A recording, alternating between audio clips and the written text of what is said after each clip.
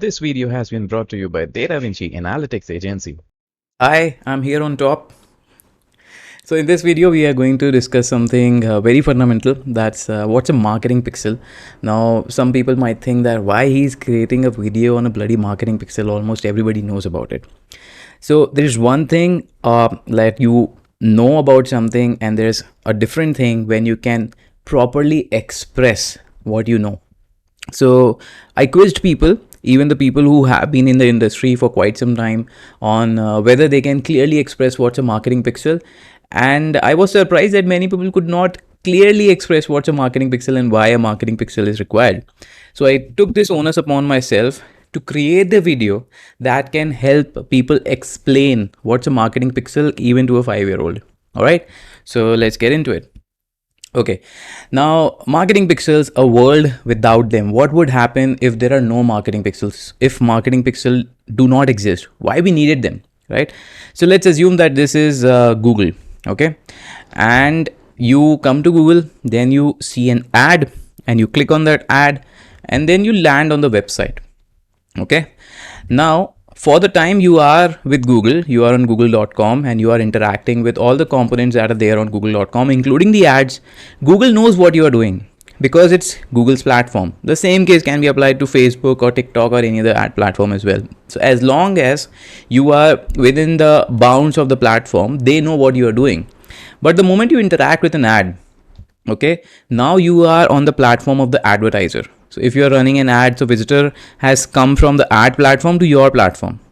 So now it's a different domain, it's a different platform, the technology is different. So how would Google know that once a visitor has left google.com, what the visitor is doing on the advertiser website, right? How would Google know that?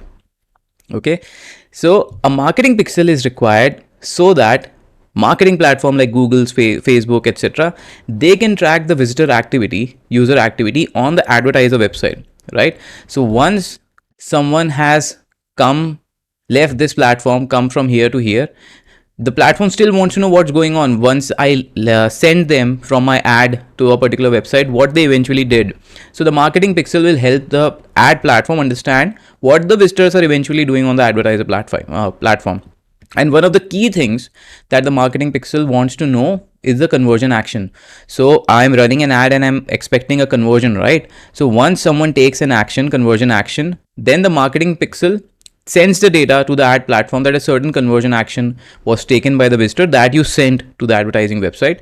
And using that, I can calculate various other things like the return on ad spend and whether the ad was relevant, or what's a bidding strategy that should be there if multiple people are or multiple companies are bidding for the same thing. So based on the relevance and various kinds of scoring that you already know Google has, they will prioritize the ad based on those parameters, right? So if there is no marketing pixel, if there is no mechanism, so forget marketing pixel, if there is no mechanism to send the data from the website to Google, so these things Google would not know, Google will not be able to do, right? So that's why we need a mechanism, and right now the popular mechanism is a marketing pixel. Okay, now take another use case that someone has not been to the marketing platform, but they are coming on a website. Let's say it's an e-commerce website and they are coming over here and they are on the product page. After this, they go to Facebook. Now if Facebook wants to do remarketing, right, so how would Facebook know what a particular person has done on a website or an app such that I can show a relevant ad to that person, right? If I want to show ads to a person who has been to this particular website, has seen certain products, if I do not have that information, how can I show any relevant ads or any campaigns to that person? So for this as well, you need a marketing pixel, because when you have a marketing pixel installed on a website, then through that pixel you can send the data to the ad platform that this visitor came to my website, he or she engaged with the website in a certain manner, and based on this engagement I am telling you some information. Now based on that information, you show them certain ads and nudge them to take a conversion action, right? So retargeting becomes possible with this. You also get to create lookalike audiences based on people who are taking certain actions on your website, so you can create similar lookalike audiences around that. And with the these marketing pixels, you can also test various ad copies, because you can see that what eventually the users are doing after clicking on certain ad copies, and which ad copies are most effective in driving conversions, right? So I hope the two major use cases for marketing pixel are clear. One is when someone starts on an ad platform and then goes on the website, then you send the data to the ad platform to tell about the effectiveness of the ad and what the visitor did. And the other use case is that someone starts on a website and then goes on an ad platform, and then you use this data to show them lookalike audiences or retargeting and other things like that. Okay. Now, what is a marketing pixel if you have to define? So right now what we have covered what a marketing pixel does, but what is a marketing pixel? So let's say someone is on DataVinci.services, right? And all the things that are there on basically DataVinci.services are linked to the DataVinci.services server, right? This server, like all the components, the DOM, images, the HTML content, forms, etc. Everything is linked to the DataVinci.services, the server over here, right? Now, I will install a marketing pixel, right? And this marketing pixel is not linked to DataVinci.services. This is linked to x.com, which in this case is a pixel for Twitter. So this is linked to the servers of the ad platform. Like if instead of Twitter, it would have been Facebook. So this would be linked to the Facebook's servers. If this would have been Google, so this would be linked with the Google servers, right? So everything else is on DataVinci servers, but there are certain pixels which are linked to the ad platform server, right? Because we need to send the data to the ad platform. So how do we create a pixel? So pixel is mostly created with JavaScript. Like the most popular way to create a marketing pixel is through a JavaScript, right? And the code looks something like this. So this is the code for Facebook, right? So when you go to Facebook and you go to the ad manager and then you want a pixel, so Facebook will provide you a pixel like this, and then you need to install this at all the places where you want to collect the user activity. So there would be one global pixel that would go on all the pages, and then there can be action specific pixels that you would fire upon certain actions that user take. Okay, so you can see that this is a JavaScript code, and they will tell you your pixel ID. So as you can see, the code over here is init, and then you put your Facebook pixel ID that you also get from Facebook, and you can do various things with that. Now, other thing that you notice over here is that the URL over here is for facebook.net.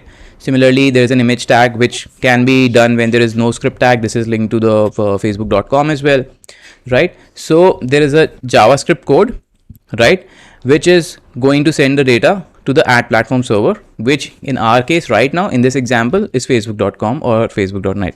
Okay.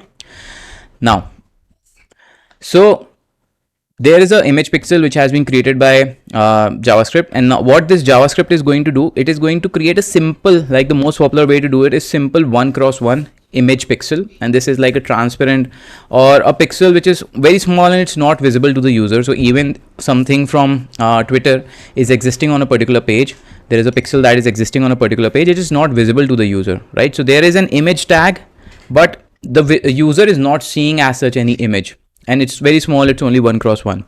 Okay, so it does not affect the user experience if you have any kind of analytics or marketing pixel installed on a page, right?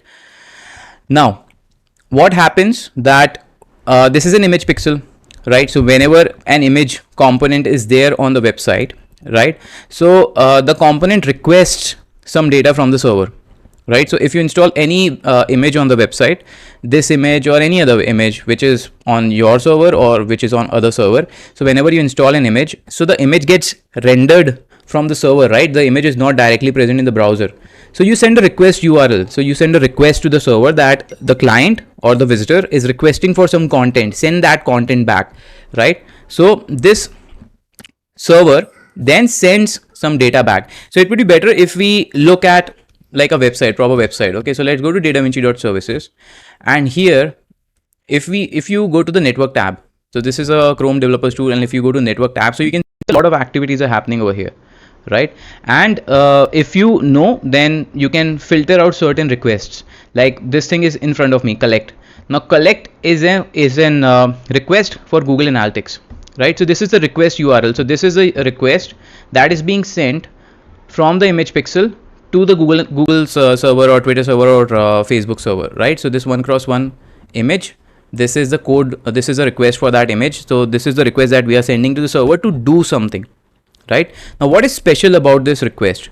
So along with the request, there are some other data points that we send to the server, right? So you can see that in this there are certain query parameters. The moment a question mark comes, that means you have used a certain you have started using query parameters.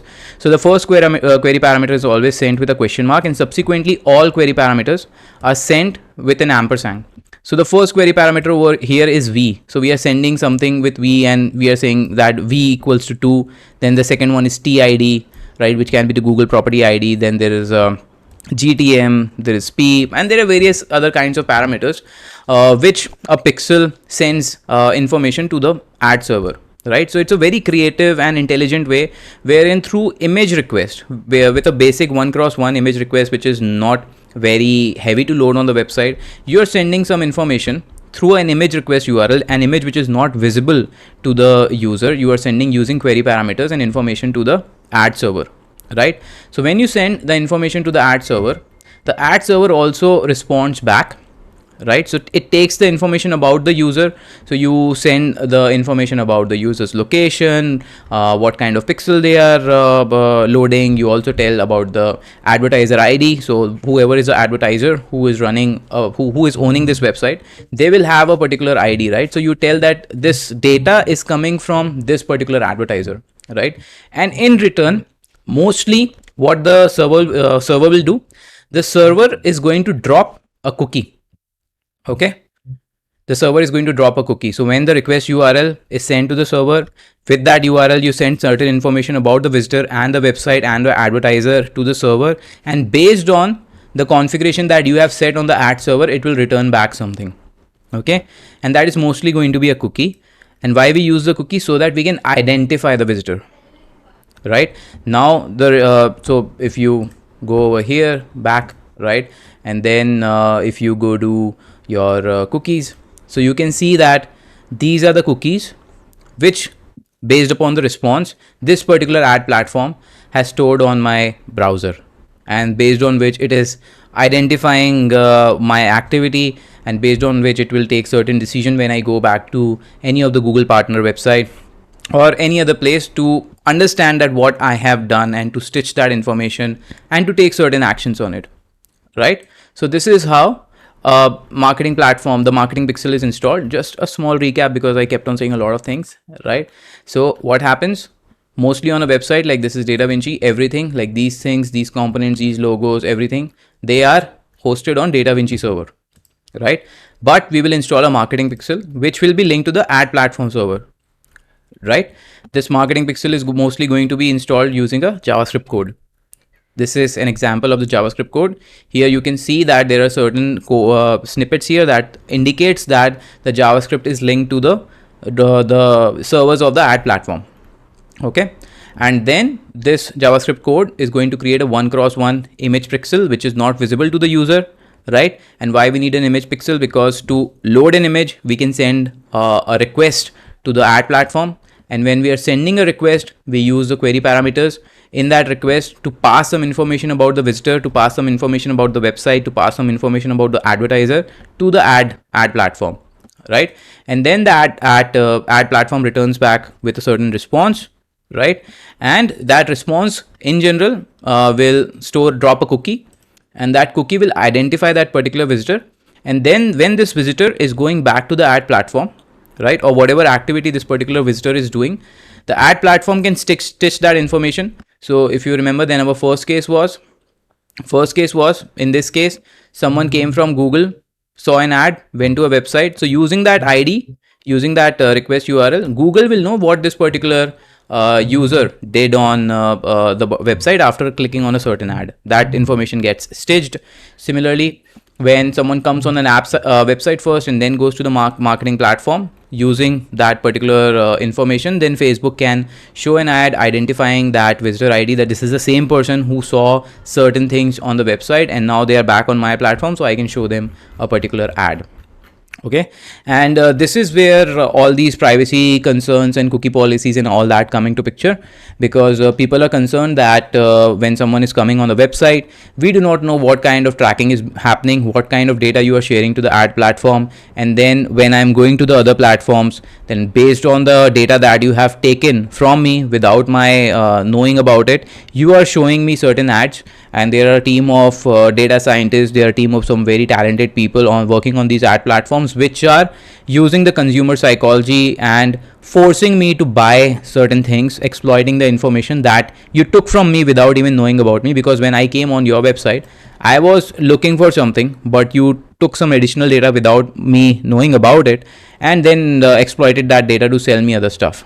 Okay, so that is the entire concern about the marketing, the data tracking and privacy policies, etc. Okay, now some of the popular pixels would be Facebook pixel, Google Ads pixel, Twitter pixel, LinkedIn pixel, Bing pixel. Mostly all the popular ad platforms will have a marketing pixel, because they want to know the data of the user when they are if you're running ads over there, so what the user is eventually doing once they are leaving the platform and coming on the website, or from the website they are going to the platform.